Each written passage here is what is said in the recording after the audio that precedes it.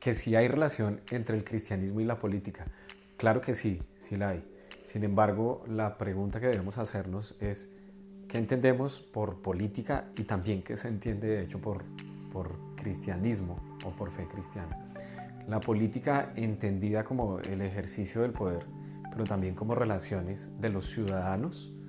En ese sentido, claro que el cristianismo, al ser parte de la sociedad, tiene un poder y tiene también una responsabilidad. Pero infortunadamente se ha entendido únicamente como alianzas con grupos o partidos políticos, y esa ha sido la realidad en Latinoamérica.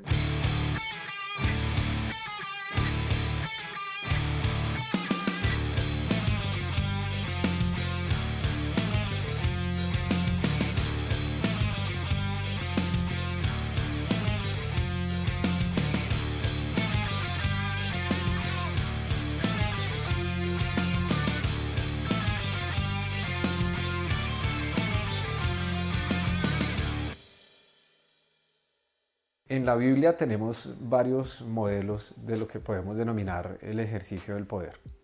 Uno muy representativo en el Antiguo Testamento es la monarquía. Se ejercía el poder por medio del gobierno de un rey. En el Nuevo Testamento tenemos otros modelos que tienen en común el ideal monárquico, pero que también se enmarcan en otro contexto. Por tanto, decir que Dios o la Biblia es de izquierda o de derecha, creo que no es acertado. Precisamente porque la Biblia tiene diferentes modelos, nos muestra como diferentes aspectos de la manera en que Dios y el pueblo de Dios ejercía el poder.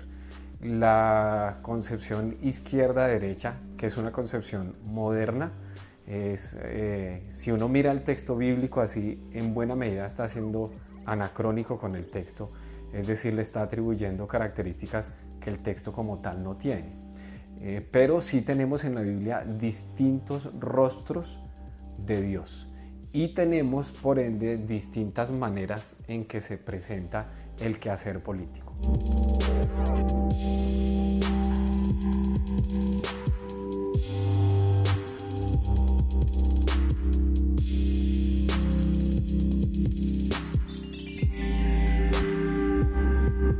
Los cristianos no podemos ser apolíticos, así como ningún ciudadano, ninguna ciudadana puede serlo. Pertenecer a un orden social ya nos hace parte de lo que a veces se ha querido mostrar como una neutralidad política, termina siendo también una toma de un partido político. Por ende, más bien lo que debemos hacer es pensar desde qué opciones políticas nosotros leemos el texto bíblico, por un lado, y por otro lado la realidad, por otro lado también nuestra fe. Es decir, siempre vamos a leer desde unos valores, desde unos intereses, siempre vamos a buscar algo también a la hora de. Pero no es posible que como cristianos, al ser ciudadanos, podamos ser apolíticos.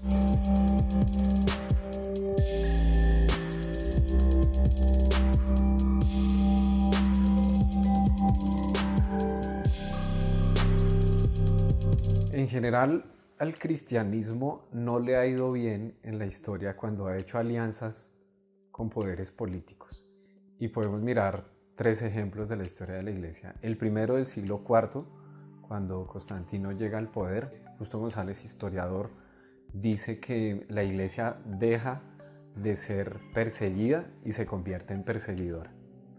En el siglo XVI, cuando el protestantismo está queriendo en buena medida separarse de ciertas tradiciones, termina también en algunas formas casándose con algunos príncipes, por ejemplo en Alemania, quienes son los que después van a determinar también la religión de ciertos pueblos. En el siglo XVI era común que se fuera católico o protestante dependiendo la religión del rey. Y en el siglo XX, cuando Hitler asciende al poder, tanto en buena medida la Iglesia católica como en buena medida la Iglesia luterana en Alemania hizo alianzas con Hitler.